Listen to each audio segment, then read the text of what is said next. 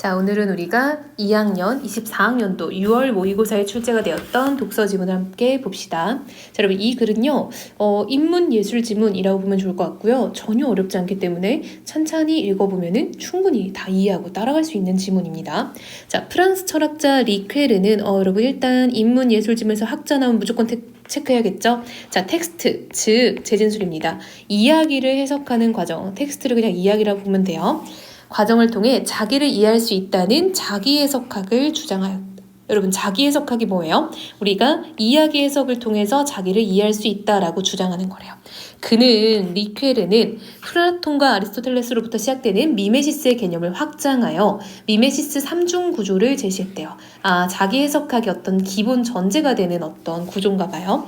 이를 바탕으로 이는 뭐예요? 미메시스의 3중 구조라고 볼 수 있겠죠? 이것을 바탕으로 독서를 통한 자기 해석 과정을 설명하였다. 여러분 이 글의 방향성은 이미 다 나왔습니다. 독서를 통한 자기 해석 과정, 그쵸? 자, 두 번째 미메시스란 하고 들어가네요. 이 문단. 예술에서 현실을 모방 또는 재현하는 것을 가리킨다. 그쵸? 미메시스의 정의입니다. 세계를 이상과 현실의 이원적 구조로 본 플라톤, 여러분 새로운 학자의 지금 의견이니까 다른 색깔로 구분해 볼게요. 현실을 이상세계인 이데아를 모방한 것으로 보았는데 미메시스로서의 예술은, 여러분 미메시스로서의 예술은 예술이 미메시스의 역할을 한다는 거죠. 자, 그 현실을 또다시 모방한 것으로 보았다. 자, 여러분 플라톤의 주장은 뭐냐면, 여러분들 이론 소재 너무 많이 넣어가지고 쌤은 좀 지겨울 지경입니다. 자, 여러분 이데아라는 게 플라톤이 말하는 어떤 이상세계예요. 이것만이 정말 모든 게 갖춰져 있는. 근데 이 현실 세계, 우리가 진짜 살고 있는 이 현실 세계는 이데아를 모방했다라고 보는 거예요. 근데 예술은 또 이러한 현실을 모방한 것인 거죠.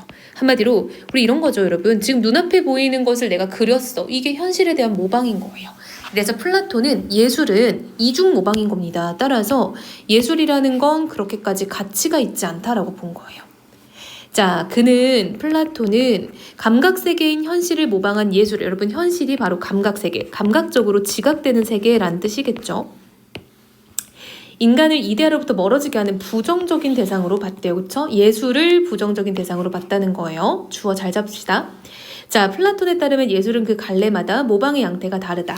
연극은 서술자의 개입 없이 직접 모방하고 서사시는 간접적으로 모방을 한대요. 한편, 자, 여러분 전환의 부사어 나왔죠? 자, 그럼 이야기 바뀌면서 아리스토텔레스로 넘어왔어요. 왜냐면 이 리퀘르가 플라톤과 아리스토텔레스가 언급했던 미메시스 개념을 확장했잖아. 그쵸? 이 사람들이 모두 미메시스라는 개념을 언급했던 사람인 거예요. 그래서 플라톤도 언급했고 아리스토텔레스도 언급을 한 거죠. 자, 아리스토텔레스는 예술이 인간의 행동을 그대로 모방하는 것이 아니라, 그쵸? 개연성이 있는 일을 필연성에 따라 조직한 것이기 때문에 창조적 모방이다, 여러분. 플라톤에 비해서 아리스토텔레스는 이 예술이라는 것을 조금 긍정적으로 보는 느낌이 들죠? 인간의 감정을 정화하고 쾌감을 느끼는 기능도 있다, 의죠? 자, 이러한 아리스토텔레스의 관점, 뭐요? 예술이라는 거는 감정을 정화하고 쾌감을 느끼기도 한다라는 관점을 받아들여 리퀘르는 미메시스를 인간의 행동을 줄거리로 구성하고 이를 언어로 표현한 것이다 라고 생각을 했대요.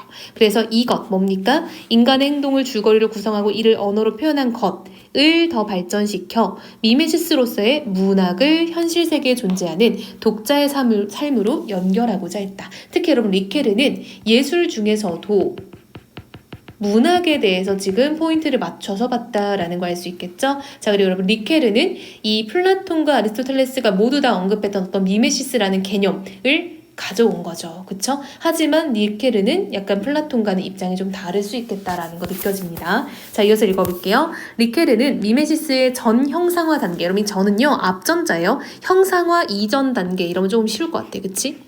그걸 미메시스 1, 형상화 단계를 미메시스 2, 재형상화 단계인 미메시스 3의 3중 구조로 설정했다. 우리 아까 1문단에 소개됐던 내용이죠. 미메시스 1은 작가가 인간의 행동을 이야기하기 전 단계를 말한대요. 이야기화하기 전. 한마디로 인간의 행동 중 무엇을 이야기할까를 아직은 탐색하는 단계인 거겠죠.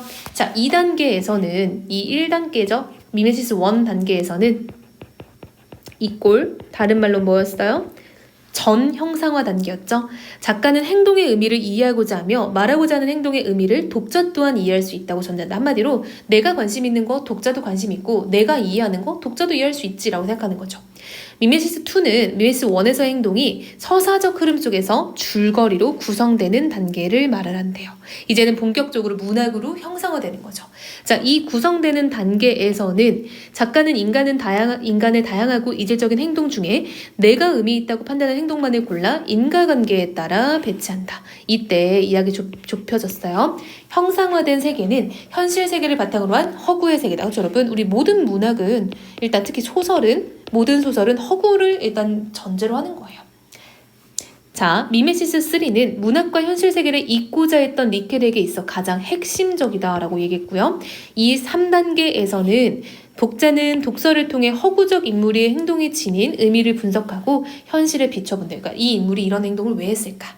이를 바탕으로, 이러한 비춤을 바탕으로 자신의 삶을 분석하고 사건을 선택하여 줄거리를 만들어보며 현실 세계에서의 삶을 반성하게까지 한대요. 그렇죠, 여러분?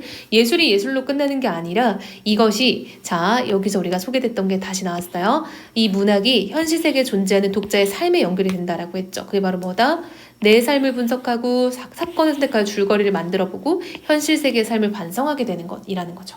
자, 이런 과정을 통해 어떤 과정? 미메시스 1, 2, 3 중에서 미메시스 3에 해당하겠죠.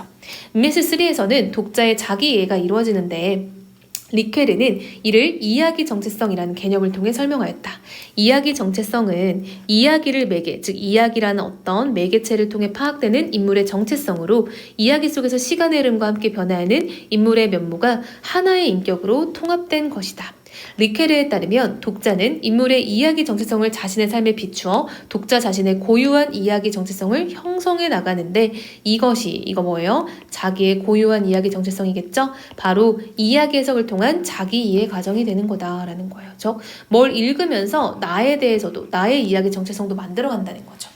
리케르는 서사적 흐름 속에서 인물의 이야기 정체성이 형상화되며 이야기가 결말을 향해 나아가는 것처럼 독자도 자기 삶을 이야기하는 과정을 통해 자기가 누구인지 이해하고 삶의 목적을 향해 나아간다라고 봤다는 거죠. 따라서 리케르는 이 미메시스 1, 2, 3의 단계가 매우 중요하고 문학을 통해서 자신의 삶에 대해서도 이해할 수 있다는 측면에서 예술을 긍정하는 사람이라고 볼 수 있겠죠. 그래서 리케르는 여러분 예술을 긍정한 사람이고요. 플라톤은 예술을 부정한 사람이고요. 자, 아리스토텔레스는 예술을 또 나름 긍정했었죠. 감정의 정화라는 측면에서. 이런 어떤 입장 차이와 태도 차이도 정리를 꼭 해놓으면 좋을 것 같습니다. 자, 여러분 모르는 게 있으면 질문을 꼭 해야겠죠. 다시 한번 읽어보고 정리한 후 질문합시다.